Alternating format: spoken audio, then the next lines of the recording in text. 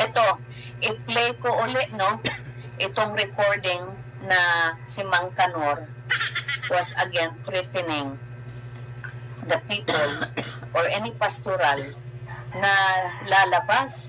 Kasi ganon ang ginagawa niya even now after the last live stream nag-viral. They are threatening the victims. So kung ano man ang mangyayari kay BP at sa kanyang lawyer at sa iba pang involved ng case at sa mga kasamahan ko mga workers na nasa labas na yung iba hindi mapigilan nagsasalita, pero yung iba hindi man nagsasalita but they are sympathizer to us, no? Kung may isa sa kanila na masasaktan, wala pong ibang may kasalanan kundi itong demonyo na to, no? Kaya let's hold them accountable, you guys. So gusto kong i-play itong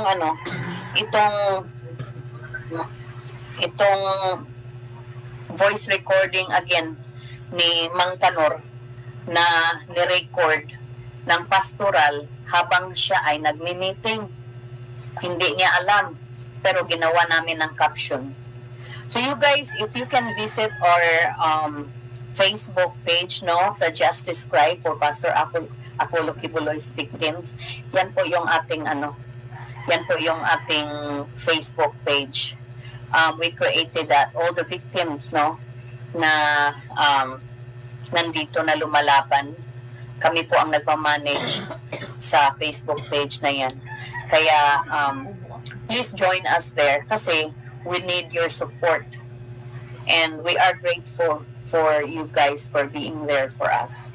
So gusto kong i-play ulit to at kasi Bisaya, so I am going to translate it into Tagalog or English, no,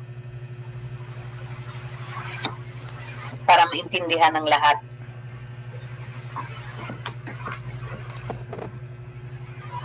Okay, let's play. Ang magandang sa wala ka pagdutog niya. Ikaw, panik, ay number 1 siya. Kundi nilapas niya.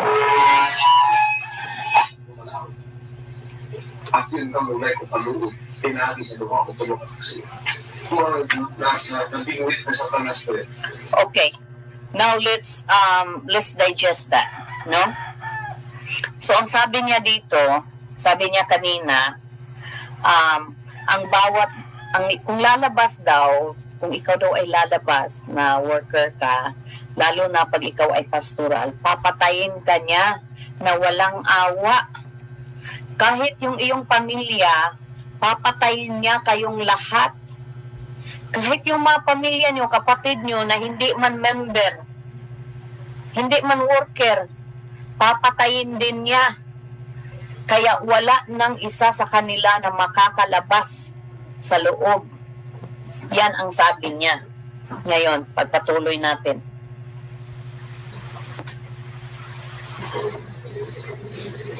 Napakita sila sa inyo sa internet, malipayin sila. Pero napakita po lang sila niya, malipayin sila. Eh, hindi sila malipayin. Kanto sila. Now, he was referring sa mga pastoral na lumabas na kung saan nagpo-post ng mga pictures sa social media that they look happy. So sabi ni Pacquiao, bakit daw sila nagpo-post na they look happy sa outside sa kanyang kingdom? It's because they are not happy. O, tingnan nyo, jealousy. Siya yung nagsiselo sa mga pastoral na lumabas. Lalong-lalo na yung mga biktima niya, no, mga ginagamit niya, yung mga ginahasa niya na lumabas at nagkaroon ng panibagong buhay and they ended up having a good life. Nagkaroon ng family. Galit na galit si Pacquiao. Oh, hindi daw sila masaya. Kaya yung mga pastoral daw na nasa loob, wag daw gumaya. Oh, kasi kung akala daw nila na